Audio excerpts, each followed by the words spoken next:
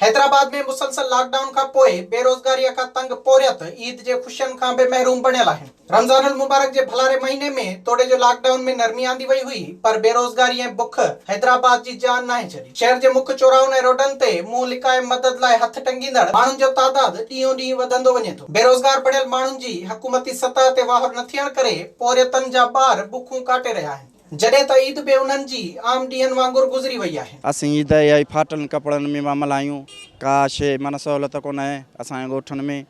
असांजा कारोबार सफ़ा ॻोठनि में हिसाब में बंदि लॻा पिया आहिनि। ॿारनि बचनि जा कपिड़ा कोन आहिनि असां वटि, न को ॿारनि जा, न को असांजा आहिनि, न को असांजे वॾनि जा आहिनि। सभु तमामु पेरो गाड़ा करे हलनि पिया। असां ग़रीबनि मिसकिननि का शइ कोन्हे। अॼु ईद जो ॾियारो आहे, जीअं लॉकडाउन थियो आहे, कम कारियूं बंदि, बेरोज़गारी आम लॻी पई आहे, का शइ कोन्हे।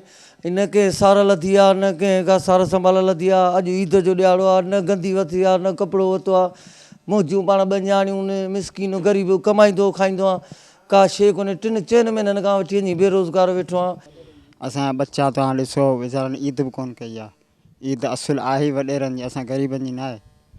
जेको आहे सो कोरोना वायरस जे सबबु असांजा कमकार बंदि पिया आहिनि। असीं केॾांहुं वञूं ग़रीब माण्हू।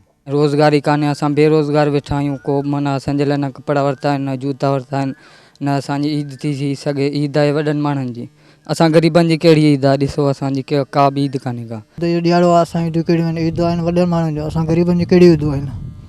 न असां बेरोज़गार रोज़ी खां वेठा आहियूं, महरूम थिया वेठा आहियूं, का ईद असांजी कान्हे का। मुसलसल लॉकडाउन से बेरोजगार थियल माण्हू ईद ते बि पंहिंजनि ॿारनि खे कपिड़ा न आहिनि वठी ॾेई सघिया, जंहिं करे उन्हनि खां ईद जूं ख़ुशियूं बेखसजी वयूं आहिनि। विज़िट कयो अवामी आवाज़ मीडिया ग्रुप जी वेबसाइट awamiawaz.pk।